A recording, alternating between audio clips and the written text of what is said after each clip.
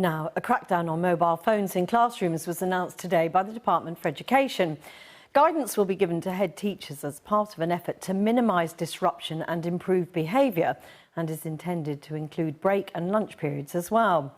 The guidance proposes 4 different ways of reducing phone use, with heads encouraged to pick the one they think will work best. They include a complete ban, no mobile phones allowed on the school's premises at all, or mobile phones to be handed in to teaching staff at the start of the day, or phones to be kept in a secure location to be retrieved at home time. Finally, a never seen or heard policy where phones stay with their owners but can't be used. Teaching unions have criticised the guidance as a non-policy for a non-problem, as most schools already prohibit or limit the use of mobile phones. Well, I'm joined now by Pepe Dilasio, head teacher of a secondary school in Kiveton, South Yorkshire, and Tom Marles, a sixth form student. Pepe, to you first of all, there will be parents all over the country absolutely staggered that this isn't done already, that phones aren't put away in some capacity at schools. What happens? I had to pinch myself today, Jackie, because I thought this rule already existed. These phones are not the problem in schools. It's not the phones that are the problem. I think for some time now, in the vast majority of schools, they've been banned. And so I'm not sure how this policy changes any of that. It might give some reassurance, it might give some clarity, but I'm not aware of any school that has a problem with the phones themselves. The government repeatedly said today that what the guidance will give, it will empower head teachers like you to be firmer about this as a policy, making sure that children don't have the phones at break time or lunch time. I mean, will you feel empowered by this? Will it make a difference? Well, we introduced this policy just under a year ago, and I did have some concerns back in the summer about whether or not... You've done it yourself, yeah, essentially. So it was introduced in the summer of last year.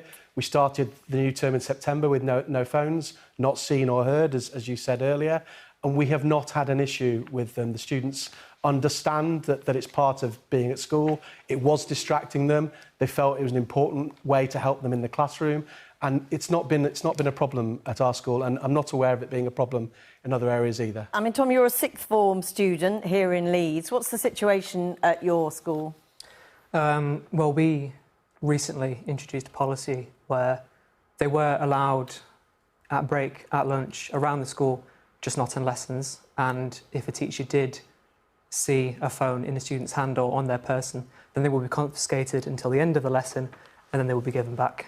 And what do you think of today's announcement, the government sort of, as they put it, empowering heads, being clearer about it? Do you think it's a good move? I think there is probably some necessity for clarity, and that lots of people, teachers included, will be unsure about what kinds of things that they can enforce on students, what's acceptable, what's not acceptable. I think having that placed in law would probably be quite influential. I mean, the fact that your phones aren't taken away or you don't have to drop them in the morning, are they a distraction? Yes, I find in my classes they can definitely be a distraction. I find that even if they're not on silent, there's still the constant buzzing, there's still the constant distraction of what could it be, and there's been a high rise in anxiety, especially in young students, about what could be on the phones and leading to bullying and things like this.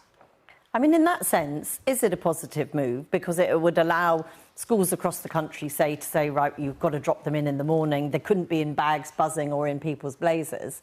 I mean, would that be positive, a positive move? Oh, I'm sure that the policy itself is well-meaning and is appropriate, but I think that we're missing the issue here. The issue is actually the online content. It's the apps that are on the phone.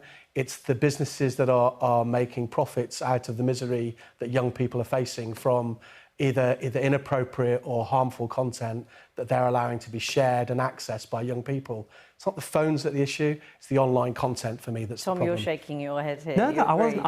I was nodding my head. I was saying that definitely the apps are a problem, and I think the problem for young people today is that a lot of the apps, social media apps, Instagram, Facebook, they're all free. And you have to think, where are they getting their money from? The ads are being marketised, and I think the students themselves, young people, are being marketised. They are competing for students' attention. And the content is not always healthy, is it? Far from it. No, I think, let's say a 10-year-old is given an iPad or a tablet or even a phone. If it's an old phone, doesn't matter. They could go on a website that's very well-meaning, could be 10 facts you didn't know about something, and an advert pops up on that website that takes them down a rabbit hole that could lead to all manner of disgusting things. That is what the government is saying today, that children who are experiencing bullying online, and we know that, and they're hoping this will make a difference. I think it could make a difference, but I think we need to put our energies into tackling the stuff that's online and the harm that's being brought to young people's homes that they're unaware of and they can't avoid. And I think parents need help with it. I don't think that head teachers are crying out for help with the phone issue. I think they are crying out for help with the multinational companies that are not helping them support the young people in their schools. I mean, government putting a lot of hope in their online safety bill. Is there a sense that you feel confident they will tackle the big companies, the social media apps that you say are effectively targeting children? I don't think they can, to be honest. I think the government has so much investment in these big companies, and that there is so much reliance on these companies for whatever money they bring in, that they can't actually enforce any policies that would affect them without then damaging their own relationship with those companies. But that is the thing that they ought to be driving towards tackling. Absolutely, yeah, that's what we want to see action with. Yeah. Pepe Dilasio and Tom Marles, thank you both for joining us this evening. Thank you.